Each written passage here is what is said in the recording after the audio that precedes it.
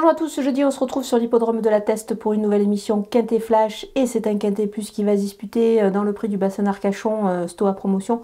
C'est un handicap réservé aux chevaux âgés de 4 ans et plus, ils vont évoluer sur la distance de 1800 mètres, un lot assez homogène, intéressant avec des concurrents qui ont l'habitude évidemment de ce genre d'hippodrome, de cet hippodrome, c'est des locaux.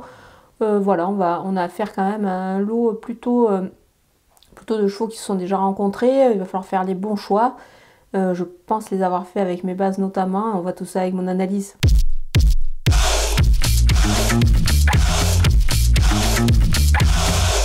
On attaque avec mes bases et le numéro 12 African Grey. Le cheval est vraiment très régulier, notamment dans les handicaps. Ici, dans cette épreuve, il va évoluer sur sa distance. Moi, j'y crois beaucoup ici. Il a pas mal d'atouts dans son jeu, donc difficile de faire sans lui, évidemment. Le numéro 6 Tolvas, c'est également le cas. Il fait partie des belles chances de la course. Il a réussi ses débuts dans les handicaps.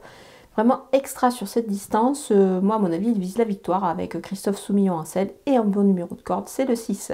Le numéro 4, Goldino Bello, pour sa deuxième sortie de l'année, il a couru en progrès. Moi, je pense qu'il va encore également poursuivre sur cette bonne voie d'amélioration. Le cheval devrait monter en puissance là-dessus. Moi, il me paraît tout à fait compétitif pour les premières places.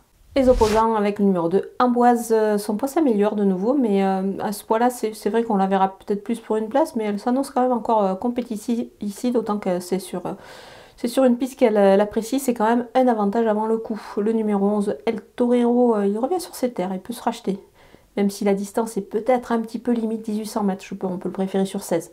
Mais attention, moi c'est un cheval que j'aime bien, il est capable de bien courir.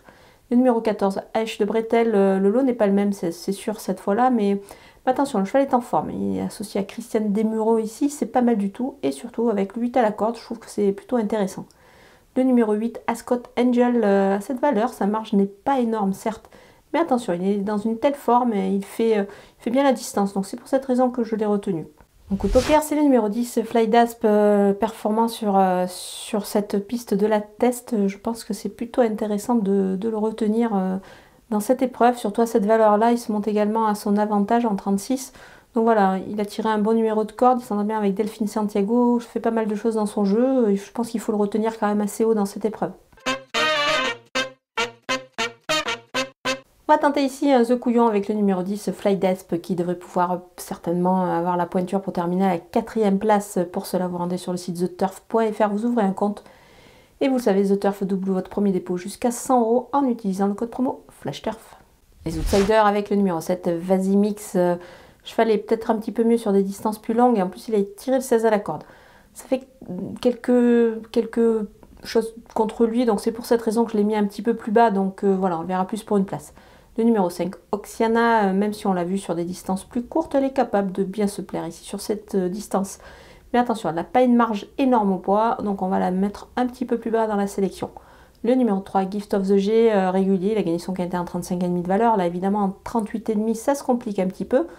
Donc voilà, il a moins de marge, mais attention, on va quand même pas le négliger pour une petite place. Le numéro 1, Passalito, la distance est un peu limite, donc on le verra plutôt en fin de jeu. Le numéro 15, Valina, régulière, elle peut surprendre à ce point-là, pourquoi pas, sur cette piste qu'elle connaît parfaitement, donc ça peut être une cote dans ce quintet.